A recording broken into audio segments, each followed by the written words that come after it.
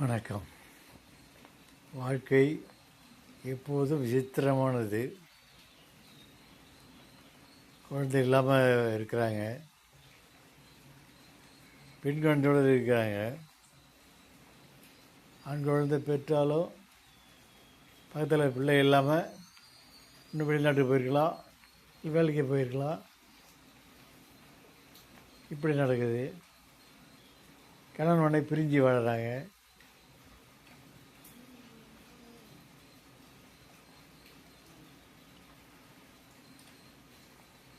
நிறைய வசதியோடு இருக்கிறாங்க, வசதி இல்லாமல் இருக்கிறாங்க. வாழ்க்கையில் மேடு பள்ளங்கிறது எல்லா இடத்துலையும் எல்லா வகையிலையும் இருக்குது. தாண்டி தான் வாழணும்.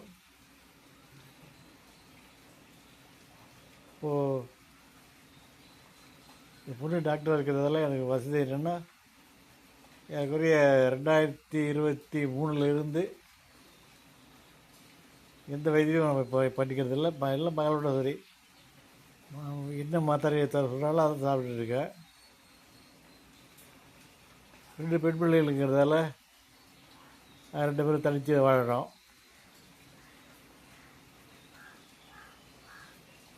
திடீர் ஒரு துணையாக இருந்தோம். திடீர் காலேஜ் போயிட்டா, தனிமைக்கு போய்ட்டு 2 பேருமே. பொண்ணுங்க எவ்வளோதான் நம்ம வசதியாக பண்ணி கொடுத்தாலும் அவங்க பெண் பிள்ளைங்கிறதால அவங்களுடைய சுதந்திரங்கிறது ஒரு அளவு தான். நம்மளோட அவங்க குடும்பம் தான் அவங்களுக்கு முக்கியமாகப்படும்.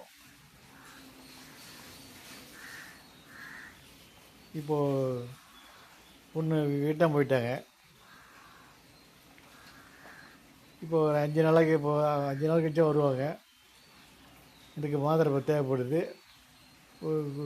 சாப்பிட்ட மாத்திரை தேவையில்லைங்கிற மாதிரி அந்த எண்ணம் பொண்ணுக்கே வந்து போச்சு. என்ன பண்ணுறது? அவங்க வரணும், வந்து தான் மாத்திரையை மாற்ற முடியும்.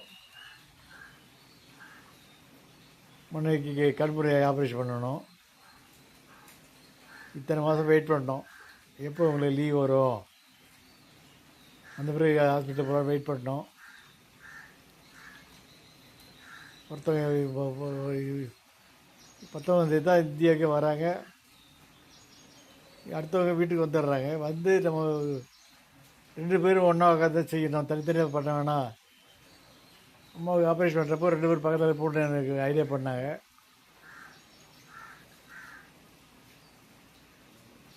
இதுக்காக இத்தனை மாதம் காத்திருந்தோம். வாழ்க்கையில் எதுவுமே நம்ம எதிர்பாராமல் நடக்கிறதா எல்லாமே மாறி வந்து போயிடுது. சமாளித்து தான் வரணும். வருத்தப்படுறதுக்கோ குறை சொல்கிறதுக்கோ ஒன்றும் கிடையாது. எல்லா வாழ்க்கையிலும் ஏதாவது ஒரு மாற்றம் இருந்துட்டு தான் இருக்கும், தேவை இருந்துட்டு தான் இருக்கும். அதை தாண்டி தான் நம்ம போகணும், வேறு வழி இல்லை.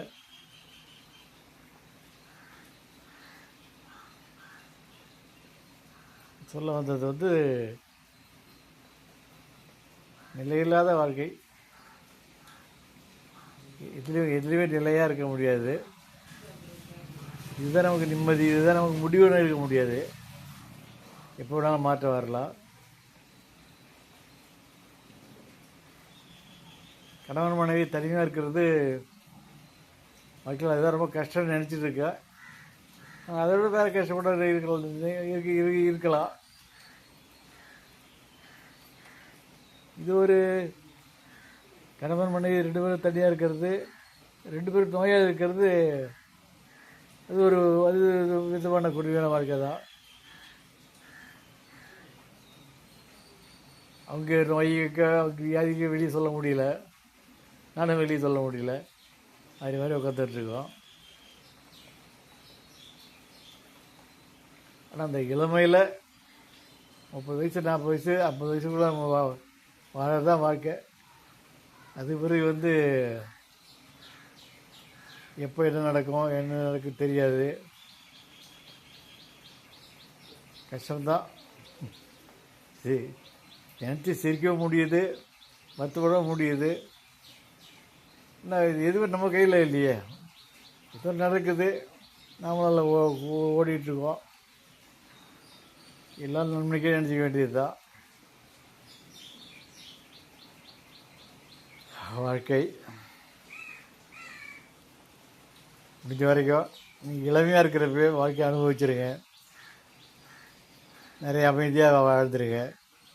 உறவுகளோட ஒருங்கிணைச்சி போங்க.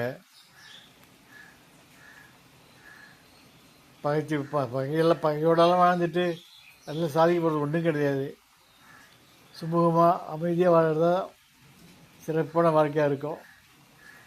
அடுத்தவங்க வாழ்க்கையிலேருந்து பாடத்தை படிச்சுக்கிங்க. நிம்மதியாக வாழ பழகிங்க. தைரியமாக இருங்க. எதுவும் நிரந்தரம் அல்ல, எல்லாமே மாறக்கூடியது தான். இருக்கிற வரைக்கும் அதை சிறப்பாக பயன்படுத்திக்க வேண்டியது தான். நன்றி.